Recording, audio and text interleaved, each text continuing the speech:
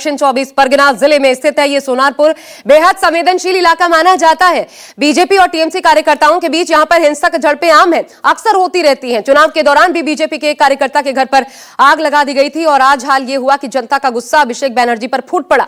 प्रदर्शन कर रहे लोगों का कहना है इलाके में पिछले 15 सालों से कोई विकास का काम नहीं हुआ, सड़कों की हालत खस्ता है, पीने का साफ पानी तक मैसर नहीं। उधर सत्ता बदलते ही जो पुलिस 1 महीने पहले तक अभिषेक के हर निर्देश का कड़ाई से पालन करती थी, अपनी लाठी ठोकती थी, आज हालत ये हो गई उसी पुलिस पर अभिषेक बनर्जी की शिकायत को नजरअंदाज करने के आरोप लगे हैं।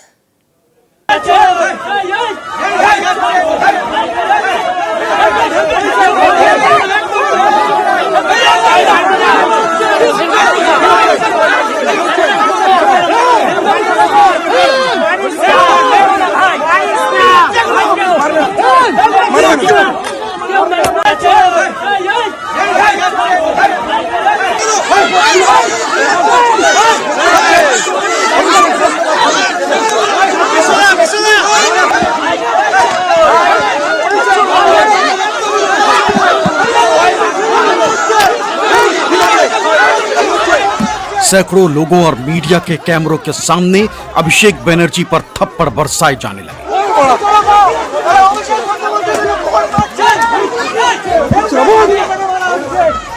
बाइक को जब आगे बढ़ने का रास्ता नहीं मिला तो वो पैदल ही चलने लगे।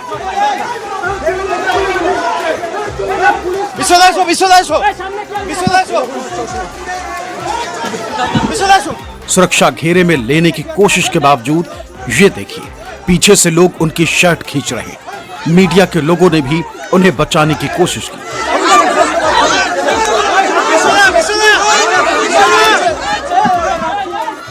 लेकिन बेकाबू भीड़ दनादन थप्पड़ बरसाती रही। इस दौरान स्थानीय लोग चोर चोर के नारे लगाते रहे।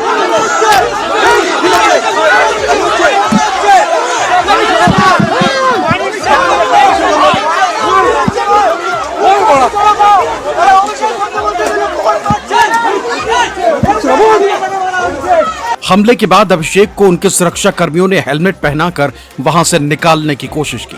इस दौरान भी अभिषेक के पीछे स्थानीय लोगों की भीड़ थी, वो अभिषेक के खिलाफ नारे लगा रहे थे।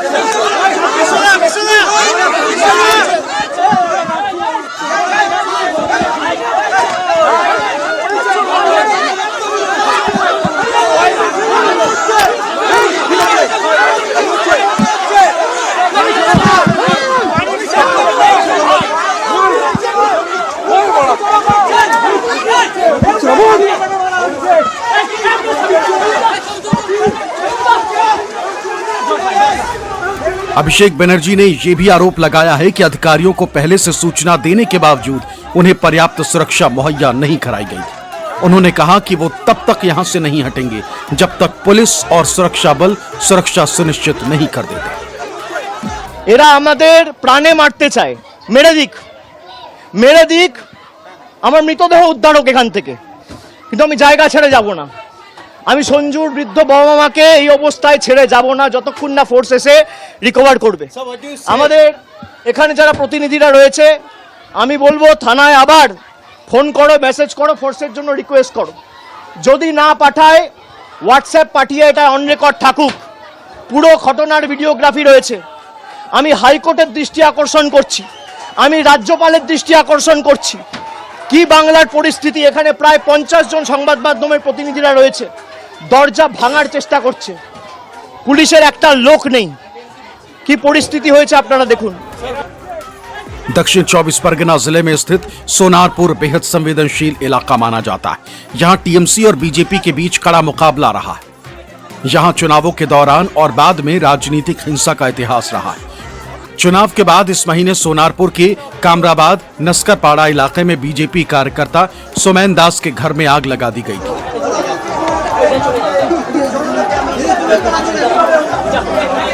उन्होंने स्थानीय टीएमसी कार्यकर्ताओं पर आरोप लगाया था कि पहले उन्हें धमकियां दी गई थी और बाद में घर में आग लगा दी गई।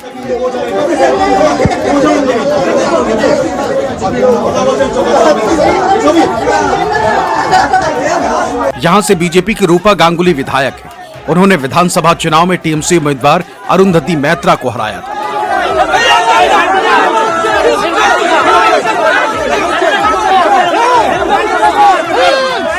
नई सरकार के शपथ ग्रहण के बाद से ही केंद्रीय एजेंसियां उनके पीछे लगी। मनोज पांडे की रिपोर्ट, न्यूज़ 24।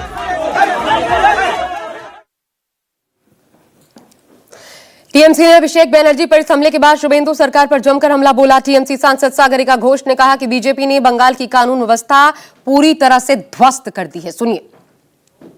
निंदनीय, अन्यायपूर्ण, डरावना और चिंताजनक। बीजेपी सरकार बंगाल में पूरी तरह से कानून व्यवस्था को ध्वस्त कर दिया है। आज बीजेपी के कार्यकर्ताओं ने ऑल इंडिया तृणमूल कांग्रेस के लोकसभा लीडर अभिषेक बनर्जी के ऊपर हिंसक हमला किया। वहां से सुरक्षा हटा ली गई और पुलिस भी गायब रही।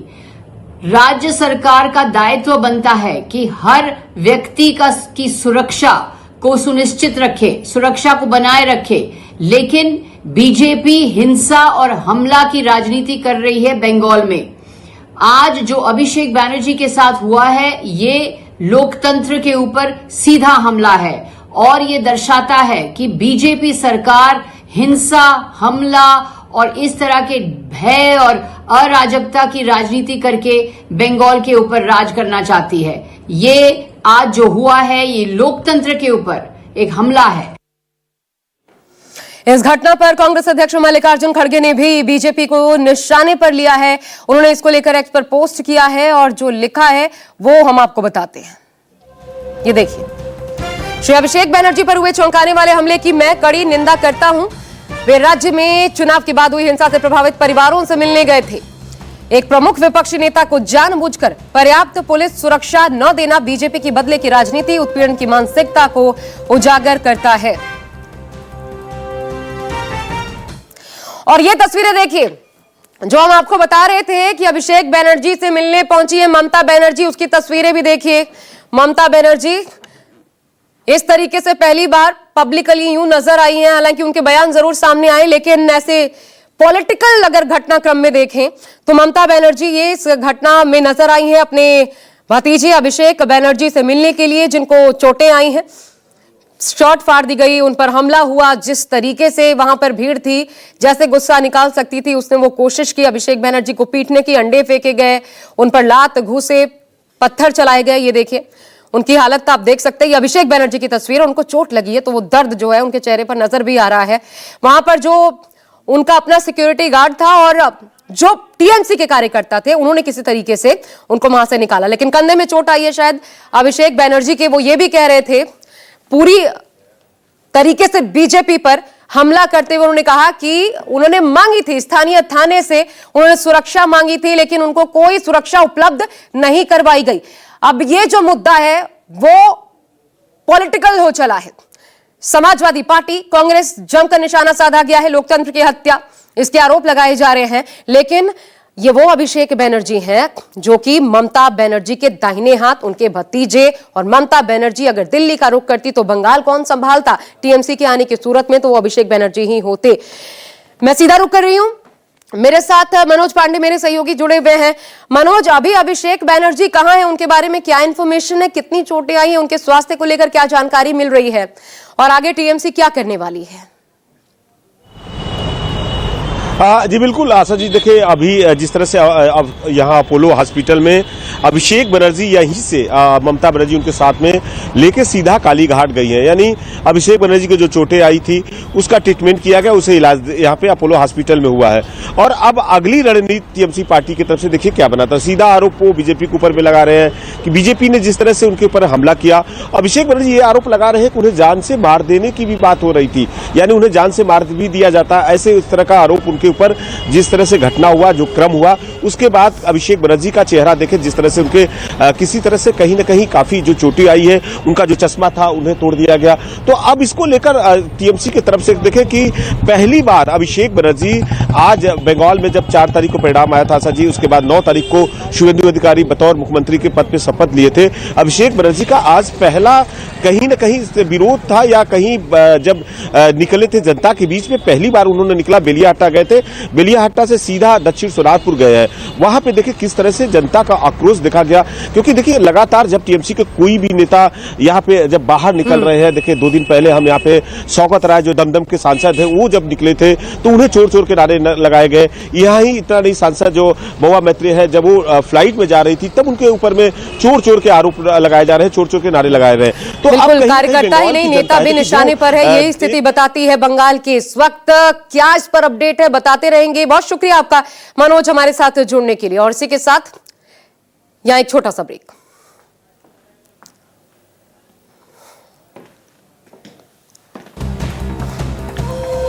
बंगाल के सोनारपुर में ममता बनर्जी के भतीजे अभिषेक बनर्जी पर हमला। अभिषेक बनर्जी के साथ धक्का मुक्की, फेंके गए अंडे। टीएमसी कार्यकर्ताओं पर हमले के बाद पीड़ित परिवार से गए थे मिलने। अभिषेक बनर्जी पर हमले की विपक्ष के नेताओं ने की कड़ी निंदा। खड़गे बोले, बंगाल में विपक्ष के प्रमुख नेता को सुरक्षा न देना बीजेपी की बदले की भावना। अखिलेश यादव ने हमले को बताया बीजेपी की साजिश। एनटीए की एक और परीक्षा में गड़बड़ी।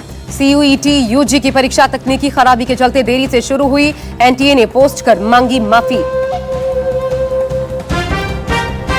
दिल्ली में बड़े आतंकी हमले की साजिश नाकाम। पाकिस्तानी खुफिया एजेंसी आईएसआई के 9 एजेंट गिरफ्तार। हथियार, ग्रेनेड, विस्फोटक बरामद। Presented by doctor ortho Ayurvedic oil एवं कैप्सूल। अब दर्द भी घुटने टेकेगा। एसोसिएट स्पॉन्सर पेट सफा आयुर्वेदिक चूरन। पेट सफा तो हर रोग दफा। लोक सत्य, सत्य के संग असत्य से जंग। राष्ट्रीय हिंदी दैनिक अखबार लोक सत्य।